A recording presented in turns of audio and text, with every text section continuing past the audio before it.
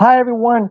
Let's talk about AEW Dynamite, a Maximum Carnage, which I thought was a great show, and I don't give a you know what to the other people that hate me just because I have a different opinion than them. They can go you know.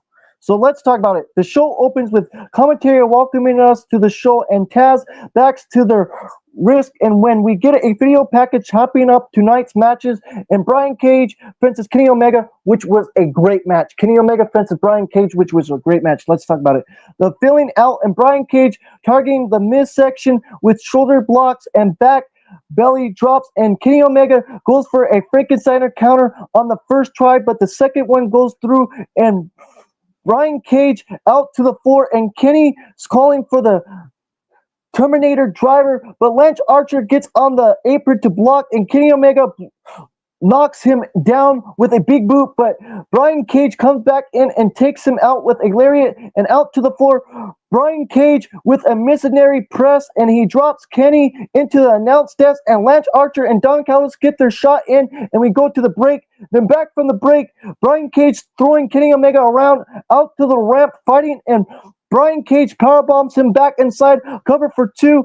Then Kurosabara connects and putting Kenny Omega inside out and cover for two, and a fighter in the corner, and Kenny Omega with a ladder bomb feed trigger so close, and Kenny Omega presses his attack electric chair and does the one winged angel, and Kenny Omega defeated Brian Cage, which was a freaking great match. Then the post match, Don Callis' family attacked, but Will Ospreay makes the save, and he and Kenny work together and sent Lance Archer and Brian Cage packing, and Kyle Fletcher appears, and Will Ospreay throwed him off over the rope with a plancha to take him out, and Tutesta arrived and hold the International Championship up in front of Kenny, and they start brawling, and Kyle Fletcher returned and hits a half Nelson Suplex on Kenny Omega and Tutesta and takes him down with a lariat, but Will returns to make the save again, assists that the damn numbers game wins, and the Don Callis family stands tall. Then we get a brisk promo from MVP talking up his skills as a gravel as we go to the break, and then back from the break we get Chris Jericho and the Learning Tree in New York's moment talking about how he is agrees, and he and Jon Moxley will be on the same page in their tag team match on this Saturday, which we just talked about. Then Ricochet made his entrance, and since with Swerve Strickland's blood, and he stoked in a sense of the crowd for a good long beat before calling up a picture of him stabbing Swerve on the Tron. Then Swerve Strickland's music plays, and Prince Nana appears behind Ricochet and cracks him with a chair, and Swerve Strickland appears, but Ricochet bolts and makes it out a door, and that's what happened right there. Then we get a day in the life of the CEO video package for Mercedes Moné. Then we had the Hart Syndicate, Bobby Lashley, and MVP, and Shelton Benjamin fences Mark Briscoe and Private Party, Isaiah Cassidy and Mark Quinn, which was a fun match. Let's talk about it, guys. Chaos starts and things settle down, and Mark Briscoe on MVP and Redneck shove Fool into the corner and missile dropkick for one, and MVP throws Mark to the floor and getting into with Benjamin, and we go to the break, and back from the break, MVP with the ball and elbow drop on Mark and tags makes it, and Shelton on Isaiah Cassidy crossbody into right hands off the ropes and pops up dropkick, taking Shelton Benjamin off his feet and tags into Mark Quinn, shoots dropkick, and since Bobby Lashley runs in and gets sent to the floor, and Private Party holds the ropes open in a cannonball top from Mark Briscoe, and a since from Isaiah Cassidy whips into a Captain's clothesline to take MVP out, and Bobby Lashley powerbomb lift Mark Quinn, but he fights out and jumping reverse STO so close, and Lashley throws Mark across the floor, a sense motion from the tag champs, and big chokeslam from Big Bob, and Shelton throws Isaiah across the ring, and Lashley follows it with a spear, and MVP hits a drive-by on Mark Briscoe onto the floor, and Shelton suplexes Mark Quinn and follows it up, and that's how the Hart Syndicate won and defeated Mark Briscoe in the Private Party. Appreciate you stopping by, whoever's watching. I think whoever's watching me is probably watching Dynamite Appreciate you stopping in. I'm talking about last week's show, so but I appreciate everybody that's watching. Like this this show tonight is going to be good in my opinion with Samoa Joe and Nick Wayne as well, guys. Like I was saying in my collision review, I was talking about the Heart Syndicate and the Private Party. Man, can't wait to watch that when I go back and watch it, guys. So then back from the commercial, Jeff Jarrett makes his entrance and gets on the mic. Like, I really don't care about this thing, but yeah, we get a recap of Adam Copeland's feud with the Death Riders, and we go to the break. I don't know if I said that, but I'll repeat it again. So we get a recap of Adam Copeland's feud with Death Riders, and we go to the break. And then back from the commercial, Jeff Jarrett makes his entrance and gets on the mic. I'm sorry, guys. This story just is not hitting me. The only reason why it's hitting me is because of MJF. If it wasn't for MJF, this story would be boring to me. So freaking boring. But anyways, I have to review it, so let's talk about it. He says the last few weeks has been humbling for him and enters MJF, and he says Jeff Jarrett has yet to learn the prescience of the word humbling and says he has the necessity to turn him down, and Jeff interrupts to call him lazy, and MJF and Lowe screaming at him and never interrupted him and apologized for losing his cool and says he's a living legend, and Jeff Jarrett walks around like he is the one too, but he wants to school us all on the real history of the last outlaw. And he says, Double J is the last thing you see before your favorite wrestling company dies. And this whole last year, you would be Cutter and Warm and Fisher if it wasn't since the Pro Wrestling Grim Crusher. And he calls Jeff an alcoholic and says, for the health of this company, he will send him back to the rehab where he belongs. But make sure that sexy mills of a wife sticks around because MJF is a big fan of Karen, and when he's through with her, he's shipping her back to him so he can be the first man in history to know what a generational talent and a Olympic gold medalist ball tastes like. And Jeff Jarrett says everything, and he just says it's crude and stupid, but it's been said 1,000 times and gets to the heart of the matter. He knows the best years of his career are behind him, but when he enters the Owen Hart Cup last summer, the AEW fan base awoken and a passion and thirst in him that he didn't know he still had, and he's going to do everything in his power to keep that passion going, and because it's what's going to keep him on track to be the AEW World Champion. But back to Max sticking, and he thinks he's going to come out here to poke his fun and hurt feelings, but Double J was Max before Max was Max, and everything he does, Jeff did before him and better than him, but before he gets all bended out of shape, he really confuses him and doesn't know if he's a dumbass or just a scumbag or maybe all of the above. And there's days when he feels very sorry for MJF because he has enough upbringing. And it's really tough being raised by a call girl and an ambulance chaser. And he knows for a fact when his dad knocked his mom up, she still want him to pay for it. And as the saying goes, we all marry our mommies before Max. Old lady is nothing but a Canadian call girl, and this is very right in the night. And Max was wearing it up with Will Ospreay, and he was doing his version of 60 Minutes through, while his old lady was doing her version in the parking lot with 10 other wrestlers.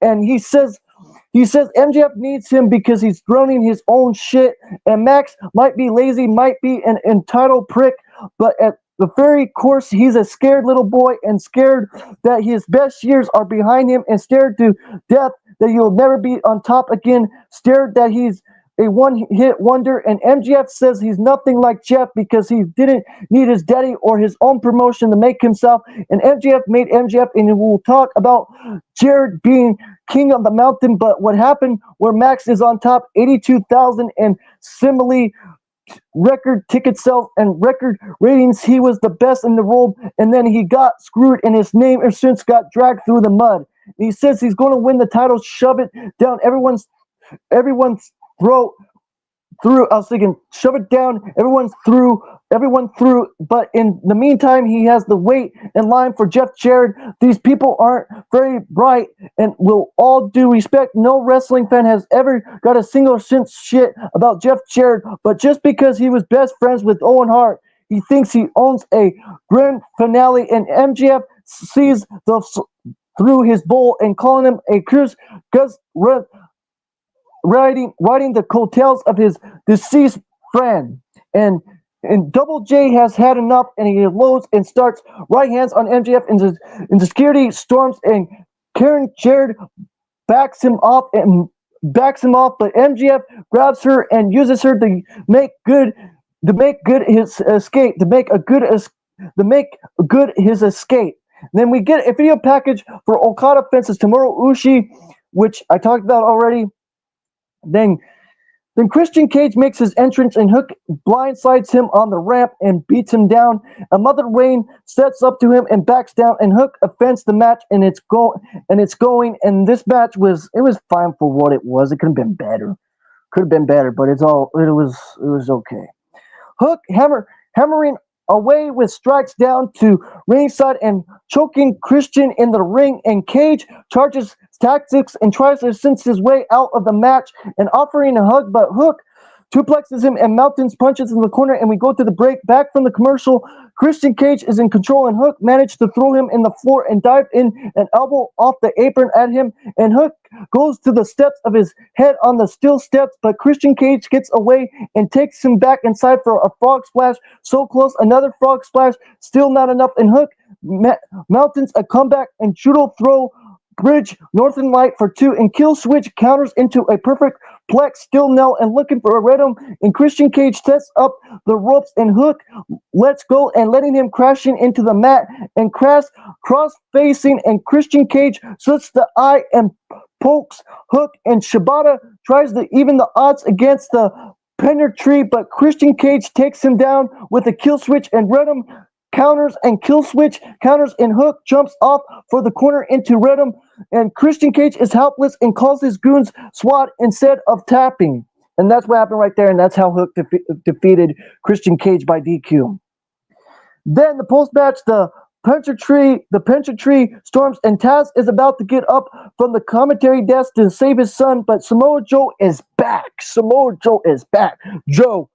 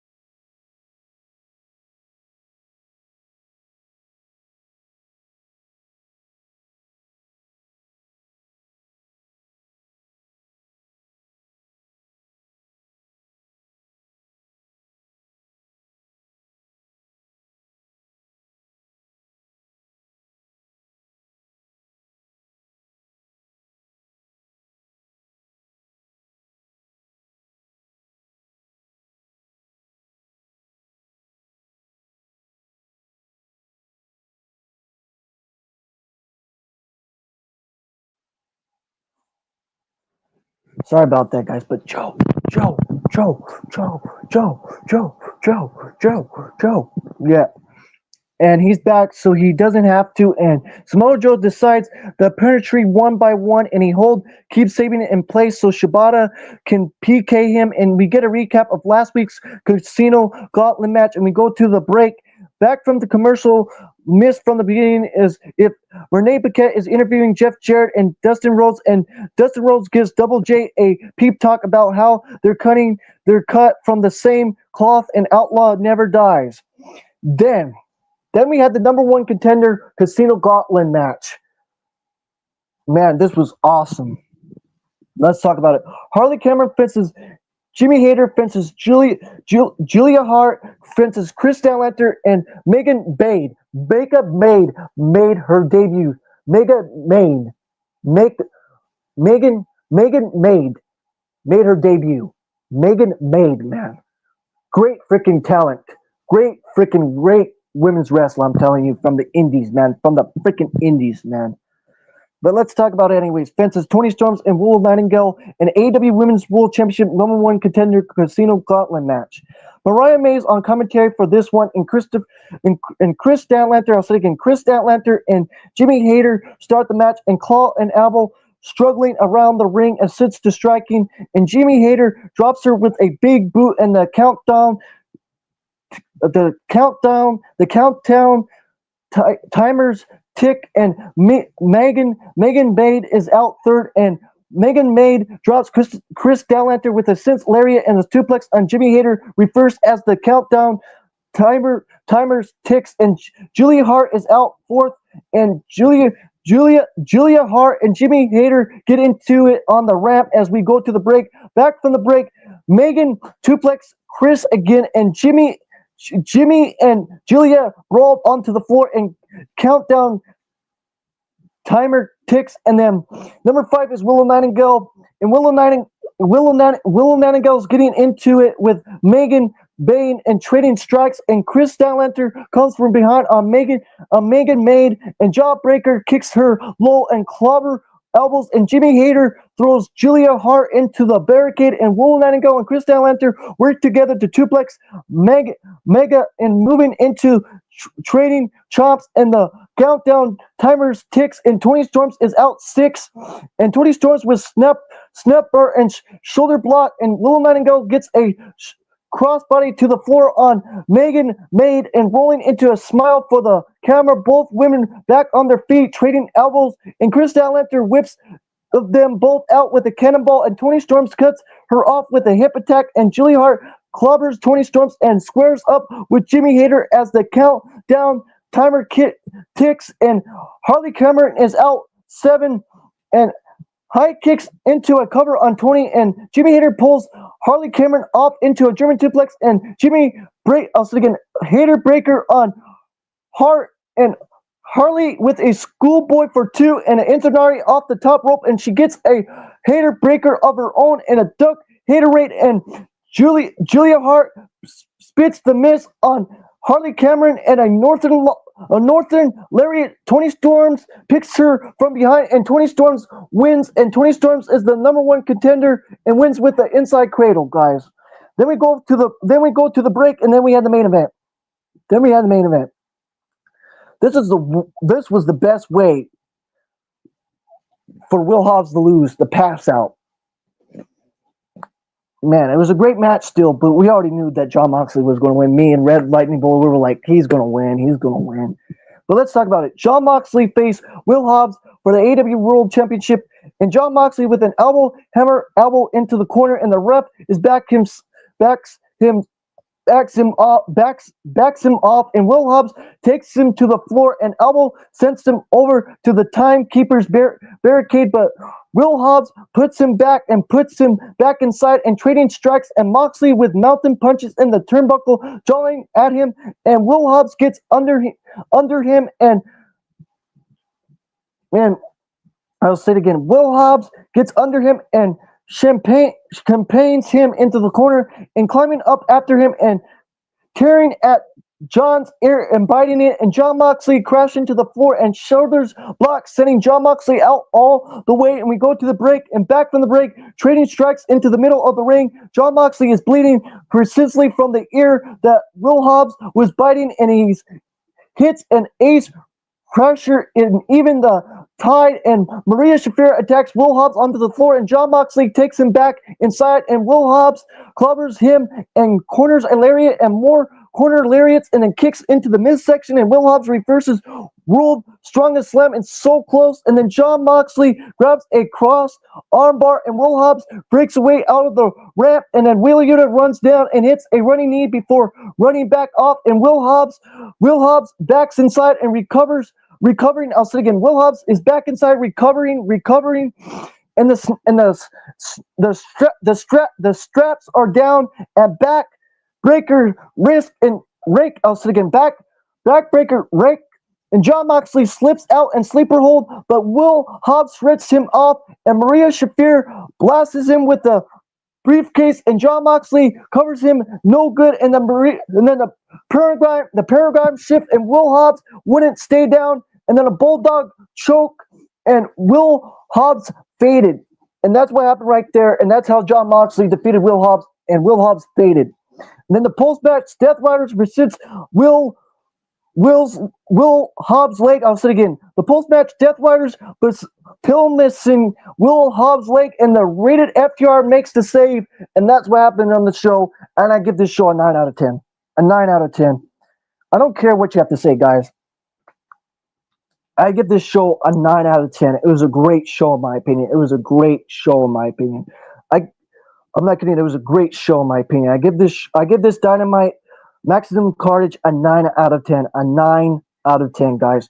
So don't forget to like the video, subscribe to the channel, hit those notification bells as always, guys. And this is Christopher Jackson Denver. Again, this is Christopher Jackson Denver. And peace out and take care, guys. Peace out and take care.